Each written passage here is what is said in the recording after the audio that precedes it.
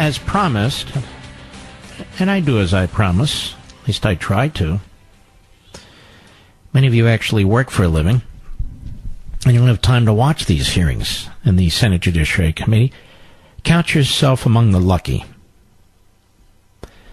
The Democrats have demonstrated on this committee that they are not qualified of mind and temperament to run this country. A whole bunch of them on the Senate Judiciary Committee are running for president. They should be running from president. They should be running from everything because they are awful. They're awful. Cory Booker demands the release of certain documents, and he says, look, I'm not abiding by this committee's rules of confidentiality. Pretty remarkable. Meanwhile, it turns out that most of what he wanted to release was already approved for release by the chairman, Grassley. And he was going on all day long about racial profiling and some memo, some email that Kavanaugh wrote. It was released. There's nothing about racial profiling. In fact, it shows the opposite. Kavanaugh rejected it after 9/11. Now, obviously, there needs to be some profiling. You're not going to run around and chase 88-year-old Swedes when you know that's not where terrorism is coming from. What, you got to be so PC that you're going to commit national suicide? Well, apparently that's what the left believes, and the would-be president, Cory Booker, believes. So some of this was leaked to the New York Times, by the way. I'm sure Cory had nothing to do with that in his called it his Spartacus moment, violating the rules of the Senate. I'm going to violate the rules of the Senate, by God. It's my Spartacus moment. Told you, the guy's got a loose screw. You know how Stephen Colbert said he knew Brett Kavanaugh wasn't qualified to be a Supreme Court justice because his first name was Brett. Well, maybe Cory Booker isn't qualified to be a senator because his first name is Cory. I'm just saying. I don't know. But let's take a look at this. Cut 3, Mr. Producer. Go. So Senator Cornyn actually made a very good point. I knowingly violated the rules that were put forth, and I'm told that the committee confidential rules have knowing consequences. And so, sir, I come from a long line, as all of us do as Americans, and understand what that kind of civil disobedience is, and I understand. Isn't that cool? So you have a senator who's going to be civilly disobedient. Now, when Trump tweets, he's mocked.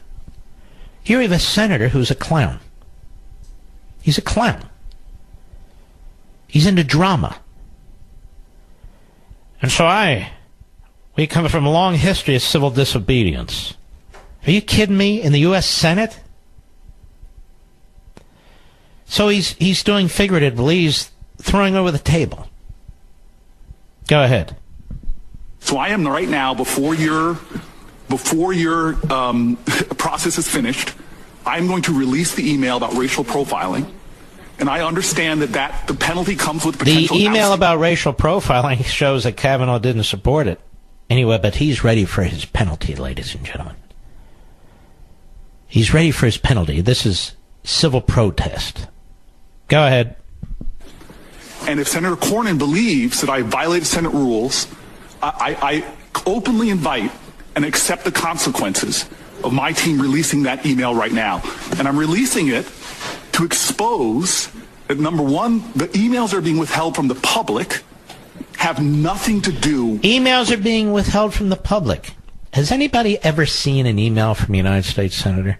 How come Freedom of Information Act doesn't apply to United States senators and members of the House? The reason is they wouldn't be able to function. So why should it apply to a president and his lawyer when they're trying to function too? Go ahead. Security. Nothing to jeopardize the sanctity of those ideals that I hold dear. Instead, what I'm releasing this document right now to show, sir, is that we have a process here for a person, the highest office in the land, for a lifetime appointment. All right, slow down. The highest office in the land is president. We know it's a lifetime appointment. Go ahead. rushing through this before me and my colleagues can even read and digest Before my colleagues and I. Go ahead. Can I ask you? Can I ask you how long you're going to say the same thing 3 or 4 times? No, sir. How long do you want? I'm saying I'm knowingly violating the rules. Okay. Wow, what a tough guy. He's knowingly violating the rules. So what's going to happen? Lindsey Graham going to put the cuffs on him? He's knowingly violating the rules. Tough guy. Making a mockery of himself. To me, he has demonstrated that he's not qualified to be president, not by age and all. No, by what between his ears, which isn't much. Go ahead. Out for it. How many times do you want to tell us, sir? I'm saying right now that I'm releasing committee confidential documents. Mr. Chairman, since the senator invoked my name, I do insist on an opportunity to respond. I did not mention his name, but he mentioned my name, and he's right. Running for president is no excuse for violating the rules of the Senate. And by the way, kudos to John Cornyn, seriously. He stood up to this bully, and that's what he is. He stood up to this demagogue, and he fought him. Go ahead. Confidentiality of the documents that we are privy to. This is no different from the senator deciding to release classified information that is deemed classified by the executive branch because you happen to disagree with the classification decision. That is irresponsible and outrageous. And I hope that the senator will reconsider his decision, because no senator deserves to sit on this committee or serve in the Senate, in my view, if they decide to be a law unto themselves and willingly flout the rules of the Senate and the determination of confidentiality and classification. No, I'm sure the Democrats will agree with that, because they accuse Trump of this all the time from the executive branch perspective, right? Flouting the rules, violating the norms, being uncouth, blah, blah. Go ahead. Irresponsible and conduct unbecoming a senator. Wow. That was something, wasn't it? But we're not done. Let's see here. Cut 4, Mr. Producer. Go. If he feels that I, and now my fellow colleagues who are with me, have violated those rules, if he is not a tempest in a teapot, but sincerely believes that, then bring the charges. Go through the Senate process. See, this is all a setup. It's all staged. This is, it's such a disgrace what these leftists have done to our institutions. They destroy them all. They burn them down. They burn them down, and yet they accuse Trump of doing that. I can hear the never-Trumpers. Well, he's bad, he's out of place. But Trump, too. Trump. Anyway, go ahead. On somebody that you said is unbecoming to be a senator. Let's go through that process, because I think the public should understand. You notice they burn the place down in the name of the public all the time? You notice that? To the public. No, you're an egomaniac who wants to be president of the United States. You haven't done a damn thing in the Senate. And so you create these spectacles to draw attention to yourself, and you just happen to simultaneously send out fundraising emails. It's a crock. Some of us care about this country, Mr. Booker. Obviously you don't, because, of course, you think the framers of the Constitution were so horribly imperfect that the Constitution itself should be rejected. Let's invite Mr. Booker onto the program, Mr. Producer. Let's see if we can have a conversation about the Constitution with Mr. Booker. Go ahead. Does the public have a right to know? This is not about the Presidential Records Act. This is not a violation of the Presidential Records Act. The public have a right to access to your emails, Mr. Booker? How about the citizens of New Jersey? All right, let's try this. New Jersey. All of you listening to this program in New Jersey, up and down New Jersey, there's many, many of you. North Jersey, many of you listening on the great WABC, 50,000 watts. South Jersey, many of you listening on the great WPHT, 50,000 watts, and everything in between. Atlantic City, we're in many places in New York. In New Jersey. Why don't you call Mr. Booker's office? Be civil. Please. Be civil. And ask him to release all of his emails since he's been a United States Senator on behalf of the citizens of New Jersey. publicly release the email so you, the people of New Jersey, so you can know whether your senator is conspiring behind the scenes to sabotage a Supreme Court nominee or whether he's a statesman. I strongly encourage you to do that. I'll be right back. All right. We have Tom Tillis, as I had mentioned, at the Kavanaugh hearings today. He has a suggestion. I like his suggestion. Cut 8, go. I took nearly 17 years to get my college degree. I went to 5 different institutions. I'm pretty sure none of them have been elevated to the Ivy League. Yeah, that's right. I don't ever plan on running for president in 2020 or any point in the future. I want to make one more comment and then one request. The comment is I hope everybody will record a transcript of what's going on right now. Senator Lee explains things, I think, in eloquent legal terms, but let's talk about the consequences of making this an untrusted body to receive documents under the Presidential Records Act. You may rue the day that you do that because you'll probably get fewer documents in the future. Now, what I would like to do is ask all of my members is perhaps we can actually demonstrate to the American people that we're prepared to expose our own records. I would like to suggest for the purposes of the SCOTUS nomination that all of us waive any right to the speech and debate clause and that we allow all of our email records related to the SCOTUS nomination to be made public on an immediate basis. I, for one, am ready to sign up for it now. I hope all my other members would do the same thing because in the interest of transparency, certainly it would make sense for every one of us, regardless of what we want to do in the future, to expose that information to the American people. What's wrong with that? Well, obviously the problem with that is it makes it difficult for senators to function. Just as it makes it difficult for future presidents to function should the Democrats get what they want. And so, you see, ladies and gentlemen, you have to punch them in the nose politically to make the point, and Tom Tillis is right. So all of you who live in the blue states where these senators are from on the Senate Judiciary Committee, I would encourage you to call their offices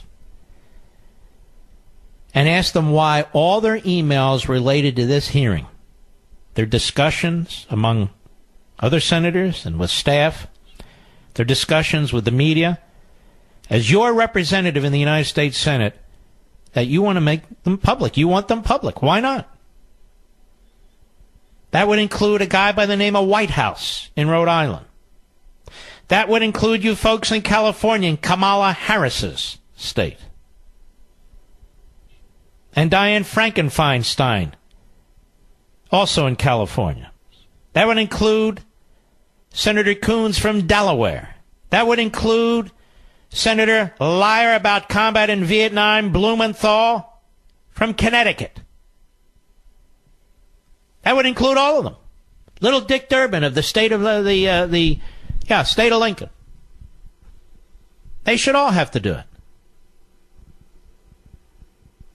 Patrick Leahy keeps going on and on. Hey, where's my Pepsodent? Where's a Pepsodent? Anyway, he's been in the Senate longer than anybody right now in the Senate. He was elected in 1974 as a Watergate baby. He was 34 years old at the time. And he's been trashing conservatives left and right. He's diabolical. And he keeps accusing Kavanaugh of being the recipient of stolen documents. They stole our documents. They stole our documents. They stole it. Where's my brandy? Anyway, cut 9, go. June 5th, 2003, you received an email from a Republican Senate staffer. The subject line, spying. That is not overly subtle. This staffer appears in over 1,000 documents we received together with both you and Mr. Miranda. She says she has a mole for us, and so forth. None of this raised a red flag with you?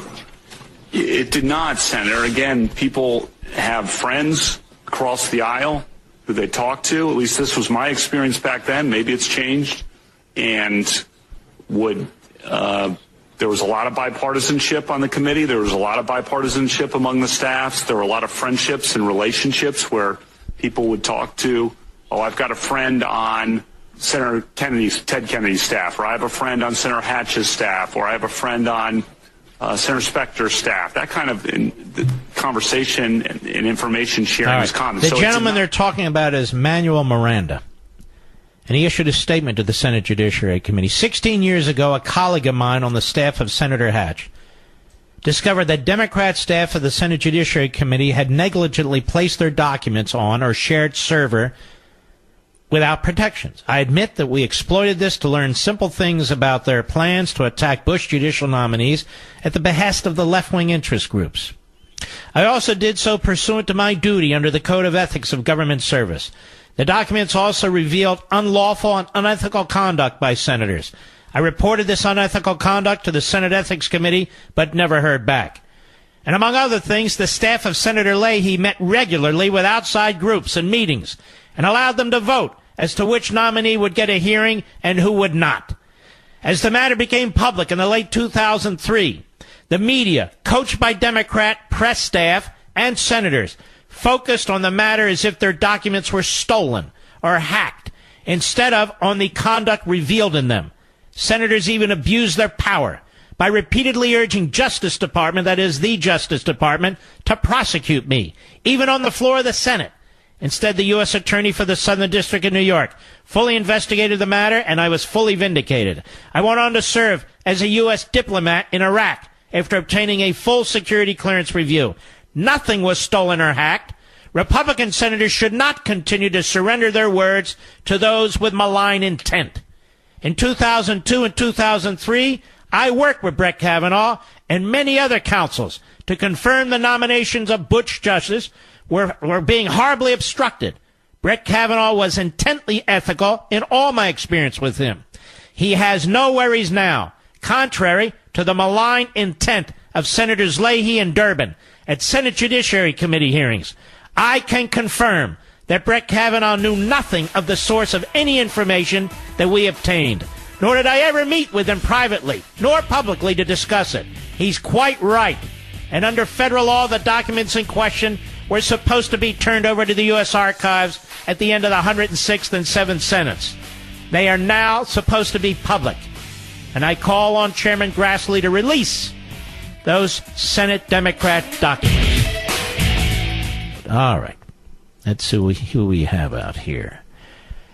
Let us go to Joe, Columbus, New Jersey, on the Mark Levin app. Go! Hey, Mark, how are you? Very well, thank you, sir. I guess, should we be surprised, let alone give this idiot Booker the airtime we're all giving him?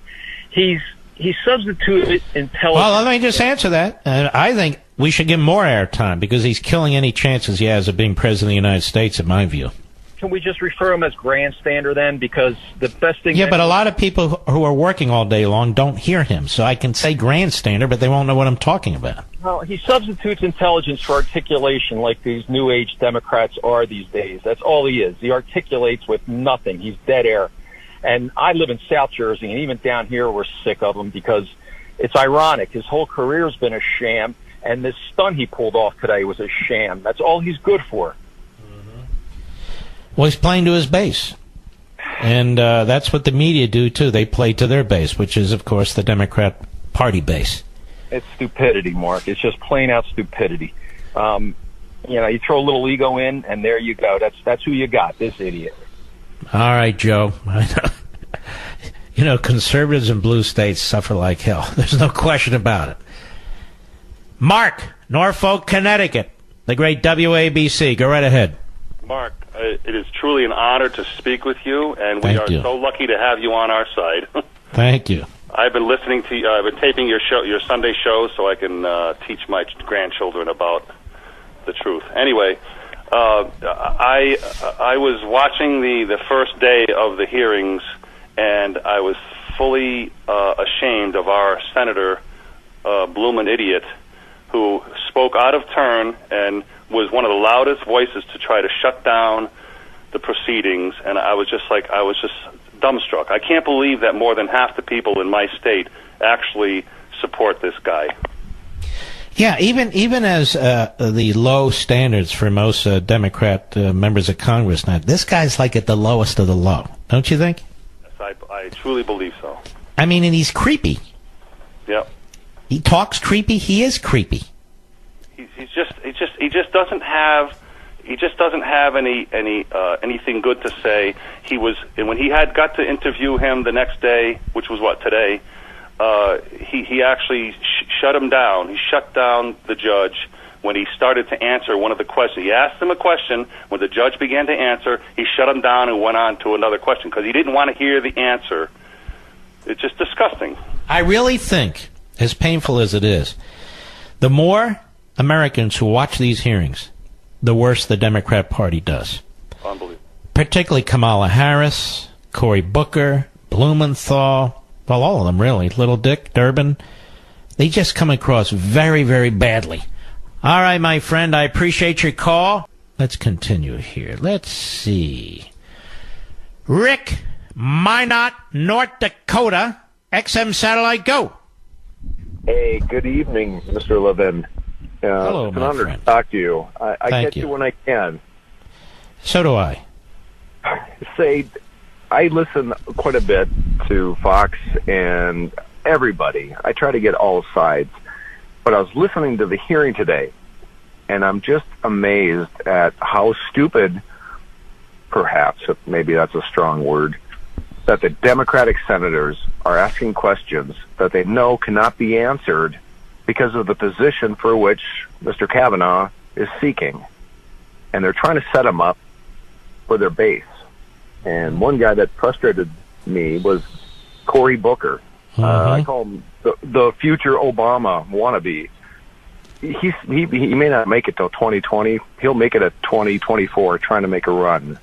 He's trying to get his name out there, and they were grandstanding. And I'm going, this is who we have in Washington, and who would send this man to Washington? Listen, their base is so nuts. I'm telling you. First of all, look, they sent him to the Senate. And that's why I say people need to watch more of these hearings and the Democrats in these hearings, although I think they end late tonight, that the Democrats have revealed that they are incapable of governing. They're just incapable of it. These individuals want to run for the presidency from the Senate Judiciary Committee during the all-important hearings for a Supreme Court nominee. And I'll tell you one of the things that does concern me, though, and it's this, Rick. I don't know how much of an originalist Kavanaugh is. I mean, we're going to find out, but, there's certain questions that should be asked from a constitutionalist perspective, and I don't think there were a hell of a lot of them, because having to deal with the Democrats and their, as my mother-in-law would say, shenanigans. And now my wife says it too. It's hilarious.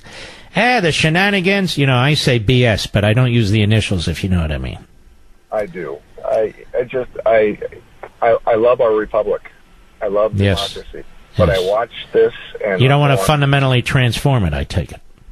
Oh Lord, you know what? We have enough problems in this world, and if this is the way the future is looking, I pray for my children and everybody else. I'm with you. Children, grandchildren, because you get senators who trash the founders of the country, they dock the Constitution of the country. You have people with very thin real-world experience who manage to get elected in blue cities, blue states, and then they run around telling you how the world should work when they've never really experienced the world or reality. It's a terrible thing. It's scary. All right, ladies and gentlemen, we salute our armed forces, police officers, firefighters, ICE, emergency personnel, Border Patrol, all you wonderful heroes out there. You know who you are. And I will see you tomorrow. God bless.